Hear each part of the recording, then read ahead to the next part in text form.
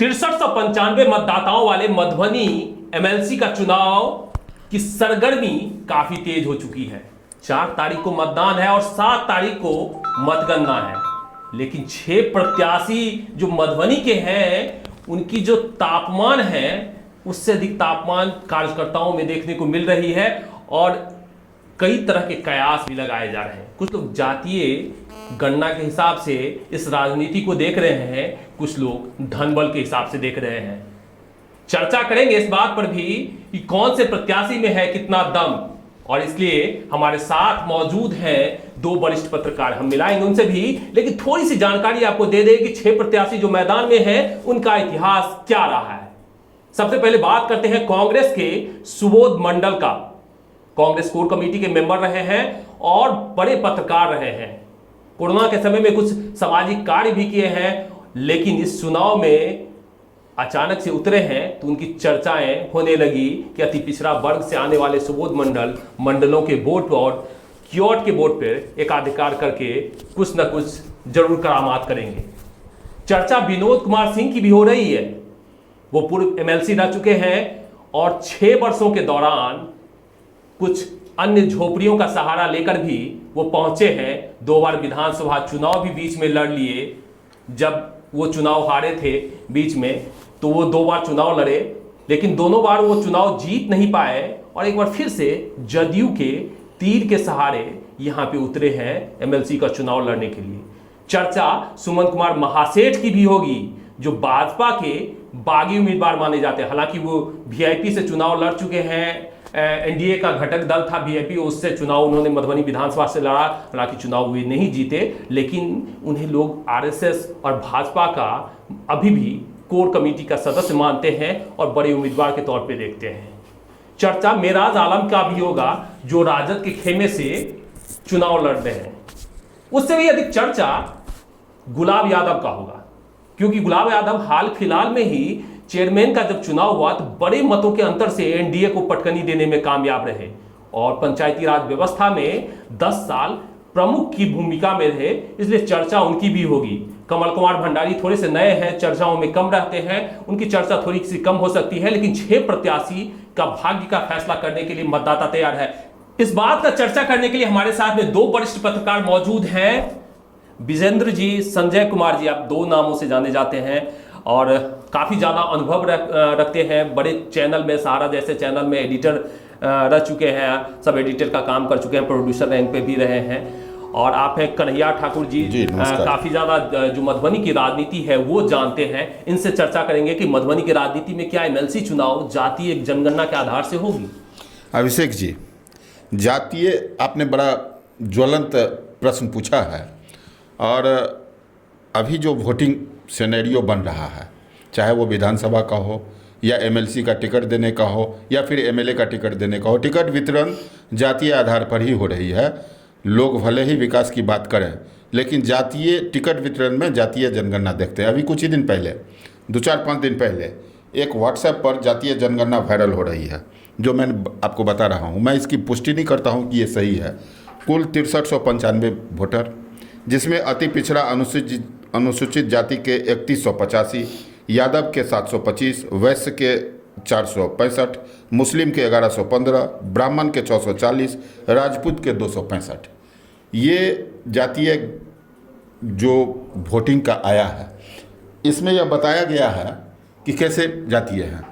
नहीं, ये वायरल है, ये इसकी पुष्टि हम भी नहीं करते हैं। पुष्टि तो मैं भी नहीं कर रहा हूँ, लेकिन कहीं ना कहीं सच्चाई के अगल बगल हो सकती है, कुछ ऊंच नीच हो, क्योंकि इसमें बहुत ज़्यादा हमें कंट्रोवर्शियल लग रहा है, क्योंकि यादवों का जो वोट है वो सबसे अधिक है, तो इसमें थोड़ा सा कम दिखाया गया है। तो निश्चित रूप से कहीं ना कहीं कंट्रोवर्शियल। लेकिन सबसे बड़ी बात है, यदि जातीय आधार पर टिकट बंटवारा होता तो विनोद कुमार सिंह 100-125 के आसपास में राजपूत समुदाय का वोट है महज यहाँ पे मधुबनी जिला में, क्यों टिकट मिला? फिर विनोद सिंह को टिकट देने का मतलब जातीय आधार पर सिर्फ नहीं है।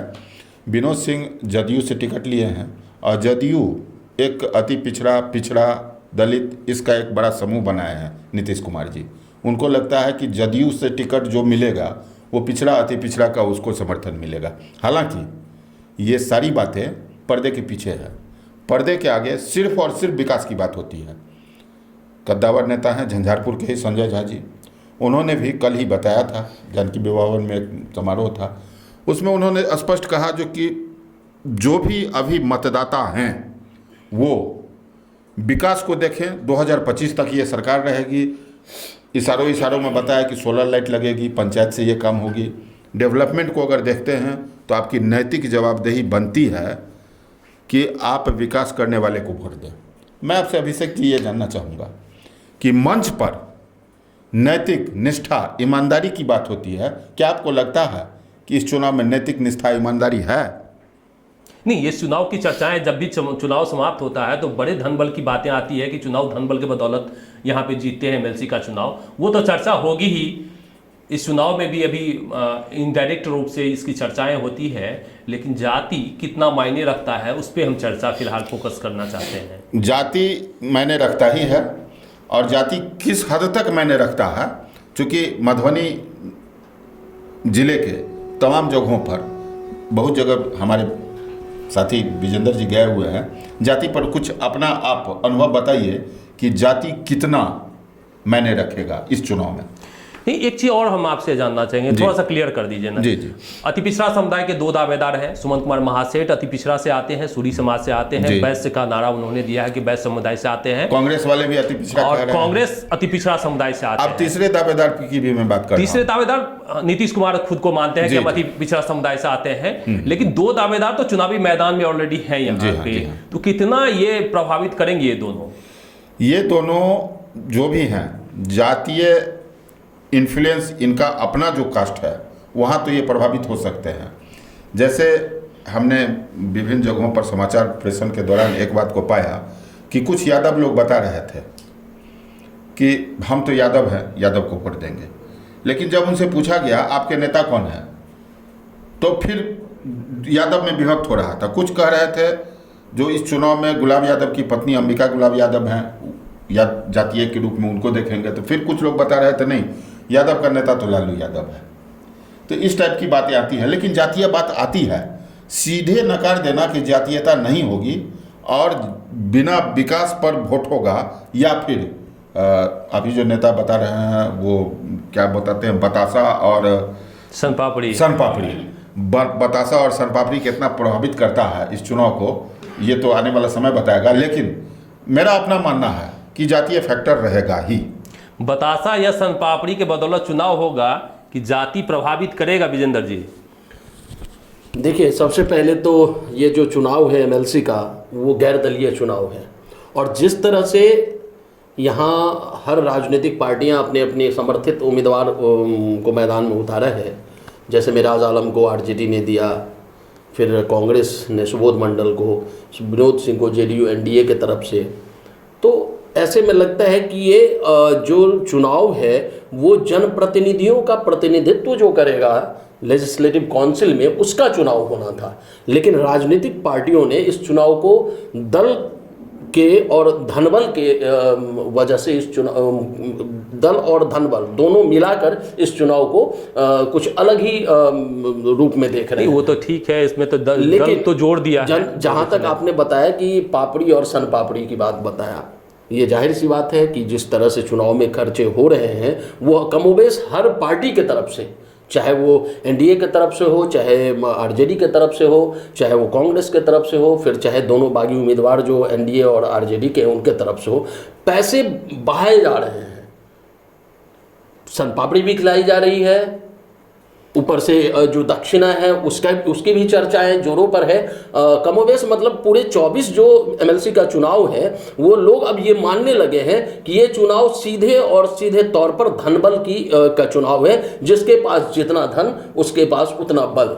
इसलिए चुनाव आयोग ने इस पे की जो खर्च की सीमा है वो भी तय करके नहीं रखा है। मेरे ख्याल से चुनाव आयोग अगर इस पर खर्च का समय सीमा नहीं तय किया है तो आगे आने वाले समय में ये घातक हो सकता है कि कौन कितना पैसा खर्चा करेगा। तब तो जो जितना पैसा खर्चा किया वो एमएलसी बन जाएगा।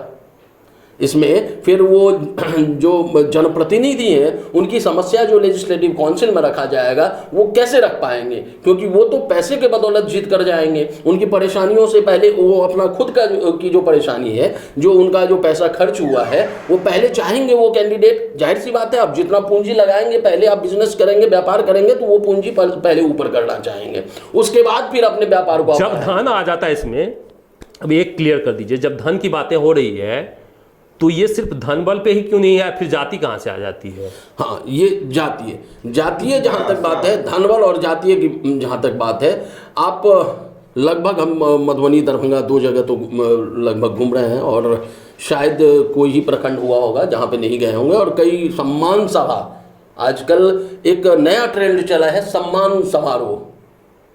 भाई साहब, ये सम्मान समारोह आज से पहले नहीं था, ये अचानक सा सम्मान समारोह, और उस पाग और दुपट्टा का जो है चलन बढ़ गया।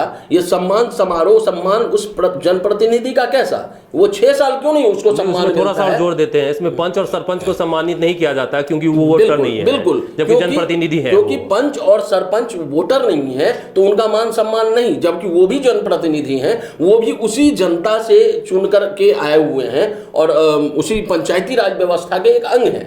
बावजूद जितने भी MLC चुनाव लड़ रहे हैं, जो भी कैंडिडेट लड़ रहे हैं, वो सिर्फ वार्ड मेंबर, मुखिया, पंचायत समिति, जिला परिषद, ये 4 मेंबर को ही सम्मानित कर रहे हैं, जबकि पंच और सरपंच ये उपेक्षित हो रहे हैं, उनका कोई सम्मान नहीं। अगर मान सम्मान की लड़ाई हो, मान सम्मान की बात अगर जनप्रतिनिधि करते हैं कि हमें मान सम्मान मिलना चाहिए, तो उनको लोभ लालच को त्यागना पड़ेगा। और ये जो MLC चुनाव लड़ रहे हैं, उस MLC वो चुनाव तो नेता वाला बात हो गया, हमको ये डिफाइन कर दीजिए ना, हमको अब कन्हैया जी आप हमको ये डिफाइन कर दीजिए वाली बात जो नहीं, वो थोड़ा सा डिफाइन हमको कर दीजिए, क्लियर कर दीजिए। जब पैसे के बल पे चुनाव हो रहा है तो फिर जाति कौन सा एंगल से घुसता है इसमें? जाति एंगल से घुसता है जब जो आका बैठे हुए हैं बाहर में, जो टिकट दे रहे हैं, वो जातीय कैलकुलेशन करके टिकट देते हैं। वहाँ जातीय कुछ फैक्टर आता है, जब लोग खड़े हो रहे हैं उस समय में जातीय कैलकुलेशन आता है। लेकिन यहाँ जो वोटर हैं वो नेताजी हैं, और नेताजी पूरे घाघ हैं। मेरा नेताजी से प्रणाम है, मैं आप पर कमेंट नहीं कर रहा, लेकिन मैं देखता हूं कि किस प्रकार सम्मान समारोह जिसकी चर्चा हमारे विजेंद्र जी कर रहे थे, उस सम्मान समारोह में क्या क्या होता है। उस सम्मान समारोह में पाग दुपट्टा के बाद, नाश्ता भोजन के बाद अगर पैकेट नहीं मिले तो वहीं पर नाराजगी आती है। कैसे पैकेट दिया जाता है उस तरह में आप लोग जानते हैं, मैं नहीं कहना चाहता। तो क्या बिना पैकेट का वोट देंगे? बिना पैकेट का वोट, पैकेट का तो चलन हो गया। अब जितने भी वोटर हैं, या इसमें तो निश्चित रूप में आम मतदाता, जनता ईमानदार है, इसमें नो डाउट।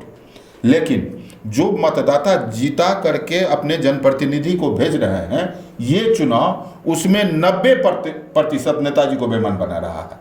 10% ऐसे हो सकते हैं, अब बाद में हो सकता है, जो अपना व्यक्तिगत इन्फ्लुएंस पर वोट दें। लेकिन इसमें पैकेट में भी एक प्रश्न आ रहा है, किसी एक आदमी से तो लिया नहीं जा रहा है, सब बढ़ा रहे हैं, बढ़ा के बढ़ा रहे हैं। माने इसमें भी कंपटीशन हो रहा है। 1000 से 500 से शुरू हुआ था, आप सुन रहे हैं 10,000 पर चला गया। अब कितना बढ़ गया ये तो अंदर की बात है, कोई बता तो नहीं रहा है। मतलब ये रेट बढ़ता है, रेट बढ़ रहा है, मतलब शेयर मार्केट की तरह उछाल ले रहा है। वार्ड सदस्य का रेट 500 से 10,000 पर है, जैसा लोग चर्चा कर रहे हैं। अब कितना आगे भागेगा, अभी तो 3-4-5 दिन और समय है, वो बाद में बताया जाएगा। लेकिन इतना निश्चित है कि अगर कोई व्यक्ति को 5 आदमी आर्थिक प्रलोभन दे और वो 5 से ले ले, तो फिर वरीयता देते वक्त 2 बातें रहेगी। ईमानदार अगर वो व्यक्ति होगा तो ये देखेगा जो सबसे बड़ा पैकेट किससे मिला, अगर वो नहीं होगा तो फिर देखेगा जो मेरे जात का कौन है। तो जब सबसे पैकेट मिल रहा है तो घूम फिर करके फिर जात पर आएगी, जातीय फैक्टर कहीं ना कहीं रहेगी। यानी कि लास्ट में पैकेट जिसका बड़ा होगा उसकी वरीयता होगी, और जो जाति का होगा, स्वजातीय होगा, उसकी वरीयता होगी। यहाँ पे 2 चीज है जी, मतलब बहुत जगह आप भी गए होंगे, ये भी वरिष्ठ पत्रकार हैं, आप भी हैं, बहुत जगह गए होंगे। पैकेट के साथ साथ कई सारी प्रलोभन, कई साजो सामान के भी दिए जा रहे हैं, पैकेट भी दिया जा रहा है, जातीय भी है, सब कुछ है, मानते हैं। क्योंकि पैकेट जिसका आप देखेंगे कि जहाँ जहाँ सम्मान समारोह हो रहा है, उस सम्मान समारोह में घूम फिर कर वही चेहरा हर जगह रोटेट कर रहा है। नहीं, वो तो रहेगा ही ना, वोटर तो वही रहेंगे। 6395 वोटर हाँ, वही वोटर आप अगर न्यूज कवरेज कर रहे होंगे तो वो चेहरा अगर देखेंगे कि एनडीए के छतरी के नीचे है, तो वही चेहरा कल को आरजेडी के छतरी के नीचे भी दिखाई मैंने देगा। बताया ना, ठीक है, सभी लेकिन पांचों जगह जा रहे हैं। लेकिन उसके बाद जो पैकेट की बात है, जिसका जितना मोटा पैकेट, अगर कोई ईमानदार है तो वो मोटा पैकेट और जातीय समीकरण यहाँ ऊपर से तो बहुत अच्छा लगता है कि ऊपर से आका बोल रहे हैं कि ये मेरा कैंडिडेट है, फलाना जाति के हैं, और वो जाति, हमने तो देखा है कि जातीय समीकरण, ये जो जिला परिषद अध्यक्ष का चुनाव हुआ है उसमें जातीय समीकरण अगर रहता, हावी होता, तो बिंदु गुलाब यादव अध्यक्ष नहीं बनती जी। सिर्फ अपने ज्यादा वोट से वो अध्यक्ष नहीं बनती, उसके लिए उन्होंने मुस्लिम मतदाताओं ने भी उन्हें वोट दिया था। लेकिन जब यहाँ पे मेराज आलम खड़े होते हैं, जब एक पार्टी अधिकृत करता है मेराज आलम को, तो उस जगह पे यादव खेमे से खड़े हो जाते हैं अंबिका गुलाब यादव, और यादव एक तरफ स्विफ्ट कर जाते हैं। तो जातीय समीकरण कहीं ना कहीं हावी है, लेकिन ये इस चुनाव के बाद ऐसा लग रहा है कि कई पार्टियों में विखंडन, नहीं, उसकी चर्चाएं हम करेंगे फिर कभी किसी और वीडियो में, उसकी चर्चाएं हम करेंगे। फिलहाल तो चूंकि एमएलसी चुनाव पे हम लोग केंद्रित हैं, सभी जाति की चर्चाएं होती है। यादव का कैंडिडेट है, मुस्लिम का कैंडिडेट है, यहाँ पे अति पिछड़ा समुदाय और वैश्य भी कैंडिडेट है, लेकिन एक बड़ा वोट बैंक है ब्राह्मण का, लगभग 800 से 900 के बीच में है जो वोट बैंक है, एक बड़ा वोट बैंक है, उससे कैंडिडेट नहीं है। कितना मायने रखेगा इस चुनाव को, कितना प्रभावित करेगा ब्राह्मण मतदाता? अगर पिछले कई सालों से, विगत कई सालों से अगर देखें तो ब्राह्मण जो है पॉलिटिक्स में हाशिए पे चले गए हैं, इसको तो सब तकरीबन मानेंगे। नहीं, मैं नहीं मानूंगा। ब्राह्मण हाशिए पे चले गए हैं, ये मानना होगा। आप मानिए, मैं नहीं मानूंगा। बिल्कुल बिल्कुल, आप नहीं माने, लेकिन ब्राह्मण मतदाता की जहाँ तक बात है तो ब्राह्मण मतदाता के बारे में बड़ा कंट्रोवर्सी है।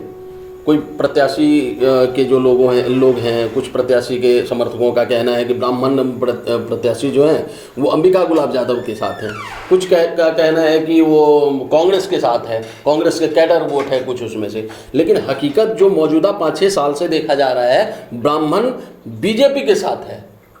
और चूंकि यहाँ पर बीजेपी का कोई कैंडिडेट नहीं है, एनडीए का कैंडिडेट है, और जैसा कि बिहार में अभी चल रहा है जेडीयू वर्सेस बीजेपी, आप 24 एमएलसी चुनाव हो रहा है, 12 सीट पे बीजेपी लड़ रही है, रेस्ट पे जो है 11 पे जेडीयू है और 1 पे कोई और है। तो इस पे तानातानी चल रही है। जेडीयू वाले बीजेपी को वोट नहीं कर रहे हैं जो जेडीयू के समर्थक हैं, और जो बीजेपी वाले हैं वो जेडीयू को नहीं कर रहे हैं। और जेडीयू, आप मानते हैं ये बात, जेडीयू वाले बीजेपी को नहीं कर रहे हैं, बीजेपी वाले जेडीयू को नहीं कर रहे हैं? देखिए, जहां पर स्पष्ट रूप से इन्होंने कहा है कि जेडीयू वाले बीजेपी को नहीं कर रहे हैं, बीजेपी वाले जेडीयू को नहीं कर रहे हैं, मंच पर पर्दे के सामने ऐसा कहीं नहीं दिखता है, लेकिन अंदर खाने की ये सच्चाई कहीं न कहीं जदयू को और बीजेपी वाले दोनों को स्वीकार करनी पड़ेगी। तो विनोद सिंह 8 विधायक, 3 मंत्री, 2 सांसद, 2 एमएलसी के सहारे चुनाव लड़ रहे हैं, तो कहीं नजर है, आ रहे हैं कि नहीं आ रहे हैं? आ तो रहे हैं, अब दिख रहे हैं, लेकिन जितना बड़ा पावर बैंक उनके पास लगा हुआ है, जितना बड़ा पावर हाउस लगा हुआ है, पूरा मंत्री, सांसद, तमाम विधायक, मधुबनी में एनडीए का बहुत बड़ा क्षेत्र है। झंझारपुर से ही देखें तो नीतीश मिश्रा हैं, संजय झा मंत्री हैं, बगल में रामप्रीत पासवान हैं, सांसद हैं, रामप्रीत मंडल, झंझारपुर लोकसभा से 3 मंत्री हैं। हाँ, तो इतने शीला मंडल जी हैं, शीला मंडल जी हैं, तो इतने आदमी, शीला मंडल तो जदयू से भी है, जदयू से ही हैं, और इतने रहने के बाद तो अभी सिनेरियो ये होना चाहिए कि विनोद सिंह के आगे कोई नहीं दिखता। क्या इस बात को आप मानते हैं कि विनोद सिंह कि इतने आगे बढ़ चुके हैं जो उनके सामने कोई नहीं दिख रहा है? मुझे तो दिख रहा है। कुछ लोग ट्रायंगल बताते हैं, कुछ लोग चतुष्कोणीय बताते हैं, तो कई चुनावी समीक्षकों का कहना है कि विनोद सिंह अब तक रेस में नहीं आए हैं। विनोद सिंह के लिए जो प्रयास किया जा रहा है, संजय झा हो या और जो कोई भी एनडीए के मंत्री हो, विधायक हो, प्रयास कर रहे हैं, तो 4 तारीख तक में कुछ माहौल बना लें।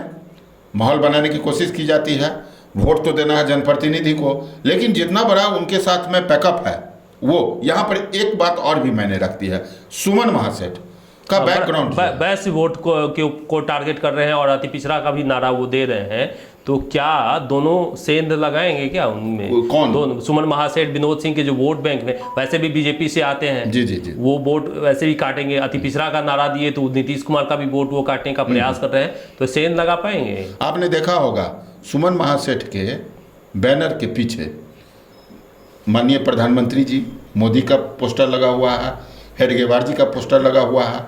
ये सब कुछ बता रहा है जब मैं जनसंघ से जुड़ा हूँ, मेरा झुकाव बीजेपी के पक्ष में है। हालांकि उनका कहना अलग है कि ये महापुरुष है, मैंने फोटो लगाया है। और जो ऊपर के लोग हैं वो इस चीज़ को भी देख रहे हैं कि इस गैर दलीय चुनाव में जो जीत के जाएंगे, जीतने के बाद किसके पास आएंगे?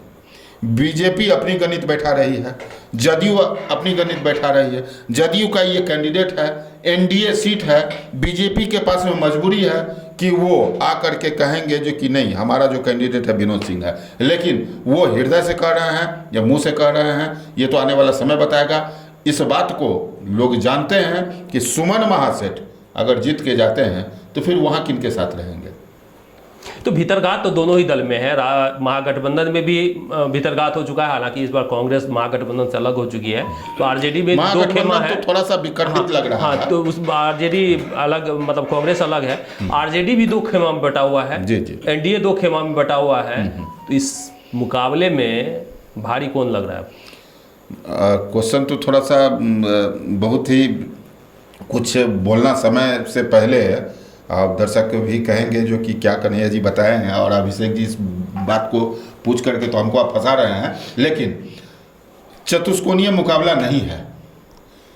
जितने भी सांसद मंत्री एनडीए की तरफ से काम कर रहे हैं, अगर वो और ज़्यादा मेहनत नहीं करें, डायरेक्ट उनके कैंडिडेट वोटर के पास में और ज़्यादा नहीं पहुँचे, तो वो रेस से बाहर हो सकते हैं।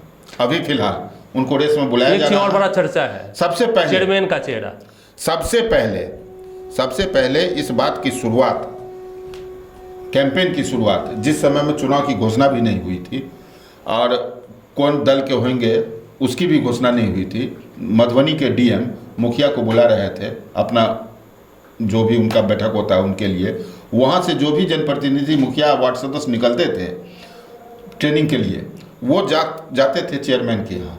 चेयरमैन आपको मालूम है कि गुलाब यादव की पुत्री हैं, बिंदु गुलाब यादव, और ये प्रत्याशी जो हैं अंबिका गुलाब यादव, उस समय में प्रत्याशी की चर्चा भी नहीं थी ठीक से, अंदर ही अंदर बात चल रही थी। ये कैंपेन बिंदु गुलाब यादव के द्वारा उस समय से शुरू कर दिया गया जबकि किसी कैंडिडेट के द्वारा कोई जनसंपर्क भी नहीं शुरू किया गया था। तो इतना पूर्व से वो कैंपेन शुरू किया गया था, जिसके कारण राजद द्वारा उनको निष्कासित करने की धमकी मिली, नहीं हटे, निष्कासित कर दिया गया। फिर भी है इस फैक्टर में एक तो बड़ी बात है, जिला में जो एक चेहरा है बिंदु गुलाब यादव का, वो बड़ा चेहरा उभर के आया है। इस लोकल स्तर पर जो पॉलिटिक्स है, जो इसके वोटर हैं, वो डायरेक्ट बिंदु गुलाब यादव से कनेक्टिविटी है। यहाँ के विधायक, सांसद, एमएलए, एमपी जो कोई भी हैं, उनसे मिलने के लिए पटना, दिल्ली या फिर फ़ोन टेलीफोनिक टॉक रहेगी।